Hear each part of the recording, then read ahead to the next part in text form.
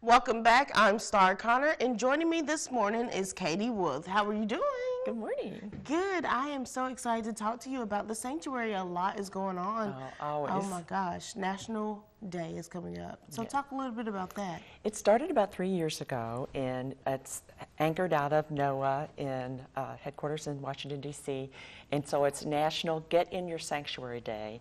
And it's kind of built on a kid in the park type day where they really want people to find their favorite sanctuary. There's 14 in the nation that they could go to. We're hoping they'll come to Thunder Bay and explore the sanctuary. So there's lots of ways that you can get into your sanctuary. And how is that? Well, you know, if you're a diver or a snorkeler or a swimmer or a paddler, we hope that you'll get into the water and that you'll explore some of the shipwrecks. A lot of people don't realize that a lot of the shipwrecks are close to the shoreline, and some you can actually be on the shoreline and see them, like up at 40 Mile Point. You can see half of the ship on the shore and half of it's in the water. Wow. So there's a lot of neat things to do, and no matter what your interests are, maybe you like to bird or you like to cycle. We've got the Great Lakes Maritime Heritage Trail that goes along the shoreline, and so that would be a fun one to go hiking.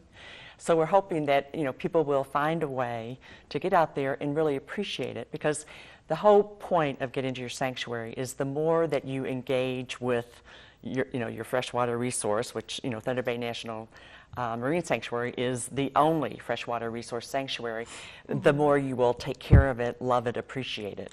Right. And when is that day taking place? It's Saturday, August 12th. So hopefully you'll be hearing a lot about it.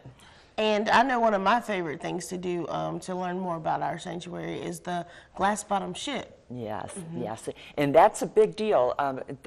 So, you know, make sure if you are planning to go that day, children are free. So, you know, normally it's $10 per child. So, all it requires is that an adult be with them and that they have a purchase ticket. But then your children can go free. So that's a special day. That doesn't always happen. So we're hoping a lot of families will make plans now to take the glass bottom boat out on the 12th, August 12th. Now, switching gears a little bit, I'm excited to talk about the grant that you guys have received and are going to offer people. Right. So talk a little bit and explain that. So part of the thinking, it's the Hollins grant, and only 2 were awarded in the nation. So we were really fortunate to be one of those. And so we put together a strategy to take that Get Into Your Sanctuary Day and make it a year-round theme, particularly because in our area with the Convention and Visitors Bureau, you know, we are known as the sanctuary of the Great Lakes. Alpena has that as their theme. And so we wanted to build upon that, partner with our community, and really promote getting into your sanctuary. So one of the things, if you're driving on the outskirts of the Thunder Bay National Marine Sanctuary area, so maybe you're coming up through Saginaw or you're coming through Three Rivers, you're going to see we have 9 different billboards out, encourage people to get into their sanctuary.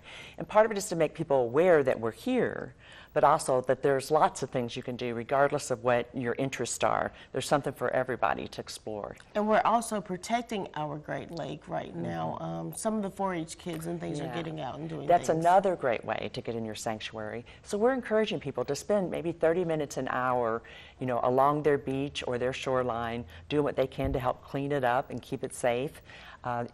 There's been a lot of coverage. WVKB has covered how our 5th graders and the Northeast Michigan Great Lakes Stewardship Initiative, Huron Pines, all of us have come together and looked at ways that we can take care of our Great Lakes, and that can be by keeping plastics out of it.